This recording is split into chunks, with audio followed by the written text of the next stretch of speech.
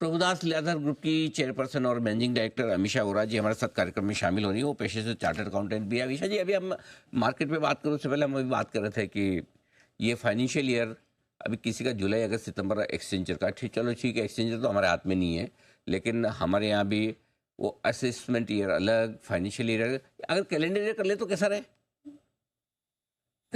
पूरी कितनी software system change हो जाएगी इंडिया में भी, because we are financial year based. हाँ। And as the financial market player, we know every time a change by SEBI also happens, the whole vendor system of software has to change. When you change the financial year, the whole income tax software, the whole banking software, and all the players' softwares will have to change. So I think it's going to be very big.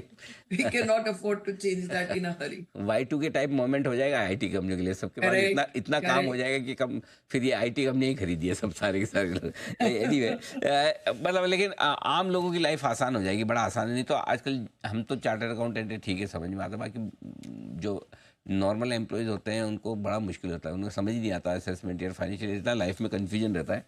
चलिए कोई बात नहीं, आइए शुरुआत करते हैं बाजार के मूड माहौल के साथ। ढीला सा मामला है, 2024 का अंत हम बहुत अच्छे नोट पर तो नहीं कर रहे हैं, लेकिन क्या उम्मीदें रखी जाए 2025 से? देखिए, ये बात तो एकदम एविडेंट है कि स्लो डाउन दिख रहा है, कंजम्पशन में दिख रहा है, कंजम्पशन की अलग अलग कैटेगरी में दिख रहा है, वही एफएमसीजी से ऑटो में भी दिख रहा है। इन्फ्लेशन शायद पीक आउट हो चुका है। ग्लोबली इंटरेस्ट रेट जितने चाहते थे शायद उतने ना घटे, तो माहौल बेस्ट है ऐसा नहीं बोल सकते। But at the same time अगर आप देखोगे तो हमारा जो कैपिटल गुड्स सेक्टर है वहां पर ऑर्डर बुक अभी भी बहुत तगड़ी है और ऑर्डर्स आ रहे हैं। डिफेंस ले लो, रेलवे ले लो, पोर्ट्स ले लो, एंड बाकी हर जगह पर ऑर्डर्स बहुत अच्छे है भी और आ भी रहे हैं। तो मेरा ऐसा मानना है कि कहीं ना कहीं जो पूरा स्पेंडिंग इंडिया में थोड़ा स्टक सा हो चुका है बिकॉज ऑफ एक्सेसिव इलेक्शन या little less spending from government, second half of next year bounce back हो जाएगा ग्रोथ।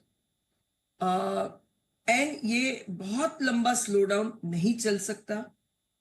अगर वैसा व्यू बनाए जो मुझे लग रहा है कि होगा, तो ये जो मार्केट की वीकनेस है वो टेम्पररी और भी रह सकती है। तो मार्केट साइडवेज रहेगा एक 1 मोर क्वार्टर।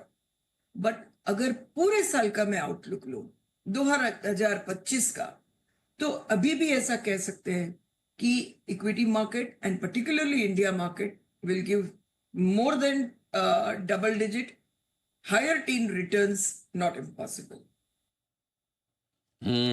तो पैसा कमाना थोड़ा मुश्किल होगा और बनेगा भी कम।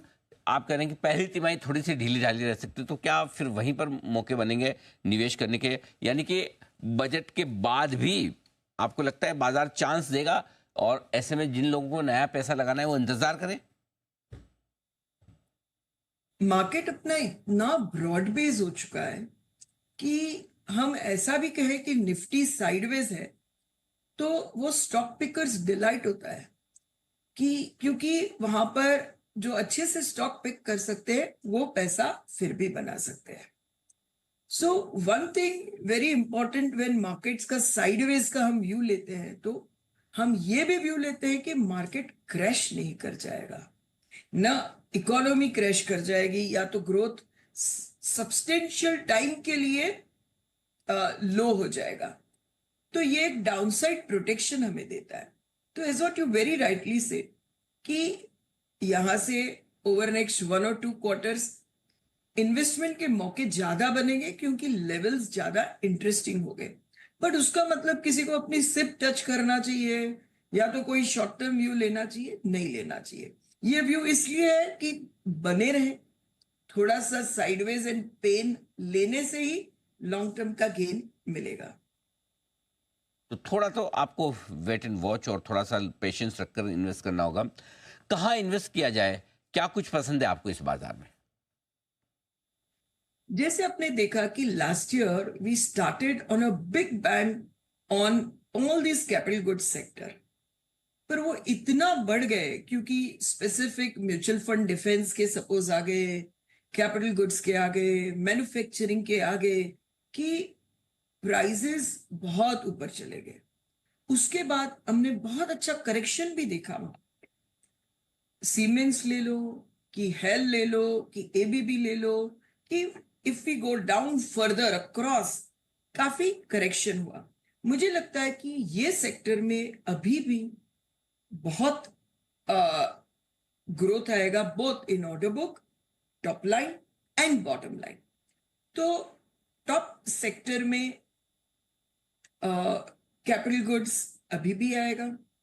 और अगर उसमें देखा जाए with all the due disclosures, because it is under our coverage, stocks in large cap, Larsen बहुत अच्छा लग रहा है। वो आपको सभी एक्सपोजर दे रहा है, कैपिटल गुड्स के हर सेगमेंट का, at the same time IT का भी एक्सपोजर दे रहा है।